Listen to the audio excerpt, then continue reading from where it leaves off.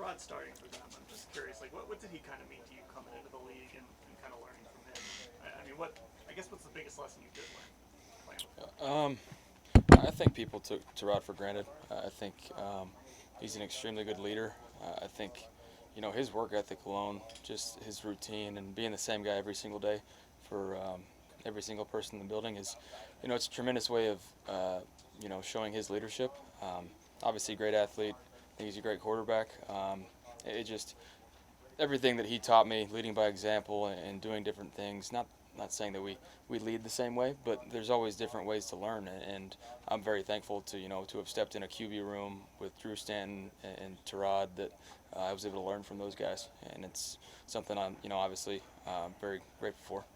I know you wanted that last pass back. I know you wanted to throw it in the third row.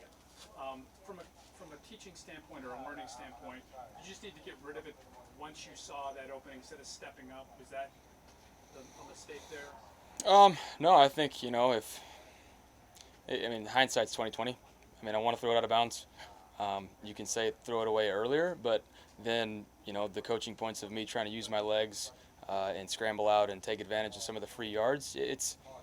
There's going to be criticism either way, regardless. Just try and find a way to not have a negative play.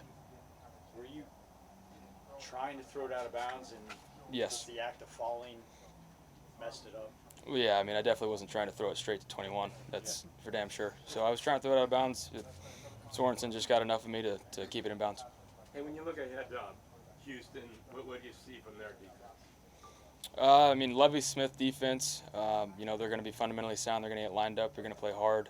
They're going to be about the ball, trying to get takeaways. And so we have to be, sound and doing our job and lining up and seeing what they're in and just playing hard and executing our job. Setting aside that last possession in Kansas City, you guys did a lot of really great things offensively. Just what do you build on coming out of that game in a positive manner? I think we started fast. I think that was a big emphasis for us. Now we just need to obviously finish. But it comes down to us doing our job. All the little things matter. Like the illegal shift penalties, staying ahead of the chains. All those little things matter, especially when you're on the road against a great team like Kansas City. So you have to. We played a good game against a great team on the road. We have to play a great game against a great team on the road. So I think it's a good lesson for us as long as we learn from it. So as long as we handle it, it'll be a blessing in disguise that it happened in week one rather than later on down the road. Dick, I know every play matters, but does your mindset or focus change or sharpen when you get to the fourth quarter, those last couple of drives? Yes and no. There's different ways that the ebbs and flows of the game are going. I'd say, just offensively, we were able to move the ball extremely well. We were, very efficient. So just trying to stay on track with what we were doing, I think, is the main focal point when it comes to games like that. Now there's different instances where, hey, we need to take a shot play right here. But with, just about a minute left in a timeout, just getting the chunk play, which we did on the screen play, getting down and then getting into, where we need one more chunk play and taking care of the ball on first down. So it's different every game, but especially in a game like that, it's just more about just doing our job and, staying on track. Are you any harder on yourself when you make a mistake in the fourth quarter versus the rest of the game? It's critical situations. Those are the moments where you look back and everybody's going to remember that last play. And that can be the difference. Those moments are, no matter what's happened previously in the game, you can throw all that out the window as long as you have a chance, and whoever has the ball last, if you can make a play, those are the ones that really matter. Baker, Jarvis said that you addressed the team immediately after the game there. What was the message coming out of that loss? I think there's a fine line of walking, of beating yourself up about it and then realizing there's 16 more. And I think we should beat ourselves up about it because, we feel like we should have won that game, but there is 16 more. So it's the mentality of, hey, we got to go up the next week and go do our job, but this one should sting. This one should sting, and you need to learn from it because we had that game and we need to, close it out. And so I think there's a fine line of walking that, and that was my message to them is, guys, you know what, we're going to be really good if we just do our job and, continue to be efficient and move the chains and help out our defense by staying on the field. But this one needs to sting, and you need to remember that all the little things matter, and that's how you need to approach the week of practice.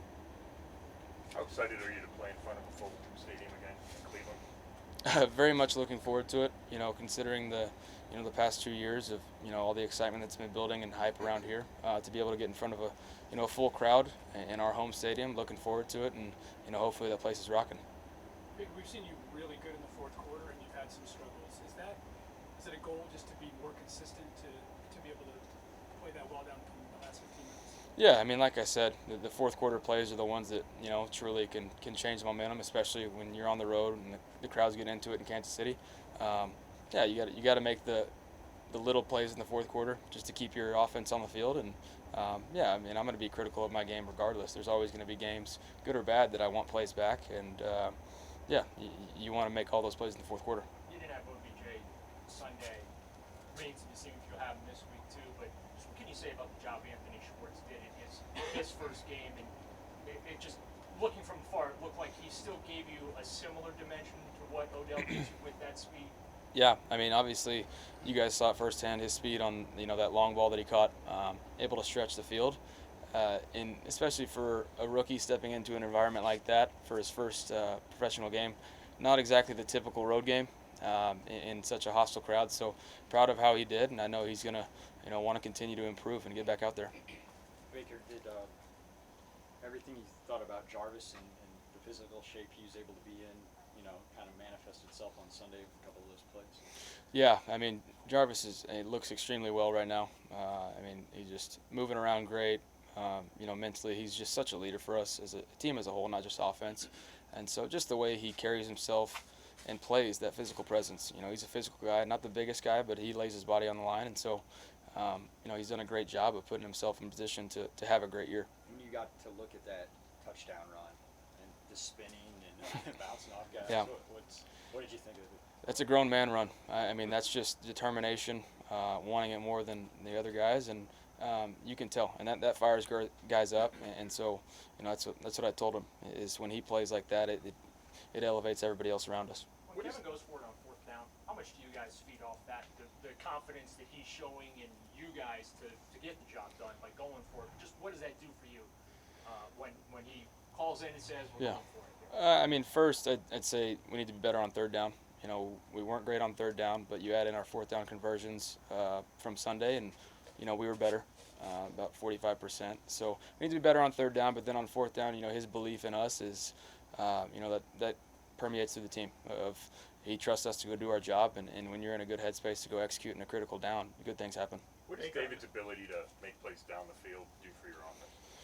I mean, he's a guy that creates mismatch problems. I mean, the fact that he's, such a big guy and can run like he does, they have to decide whether they're going to put a big guy on him to try and bring a physical presence or bring a speed guy. So, I mean, it's a difference maker for us, and it's also one of those things that we have to key in on and how teams are trying to defend us, and we have to realize that David's one of those special guys that we can get a lot of, tips off of. How have you seen him become more consistent throughout the year? I just think he's so locked in on the game plan and trying to execute exactly what his job is each and every play. I think the steps he's taken in the run game have been huge for him, and obviously for us in the run game as well. But that separates him, because then guys are trying to put linebackers and safeties down on the box and with him, and he's able to run by him in the pass game. Baker, on that Anthony Schwartz, I think it was a handoff or a run or whatever. It looked like you were out there looking for somebody to block. Where does that mentality come from? Just doing anything we can to win. I mean, that's always been my mentality. If I can help the team win in any way, I'm going to do it. No matter what, if it's an unorthodox way of the quarterback making a block, that's just the nature of this game, and I'm going to do whatever is required. Kind of along those lines, were you on the last play of the half? Were you supposed to be the trail guy, or were you just in the right place at the right time? Was not supposed to be there, but I had a little fun doing it. It was a good time. Does that stuff make Kevin a little nervous? You'd have to ask him. You had great option pitch distance there. I thought it was great, 4x4 spread. Yeah. Jarvis didn't exactly know that I was going to be there either, but it looked natural. Hey, Baker, I know Jake asked you about addressing the team, and you kind of laid out your message, but was there a specific reason that you felt like that was the right moment for that? Is it because of everything you guys poured into this one, or?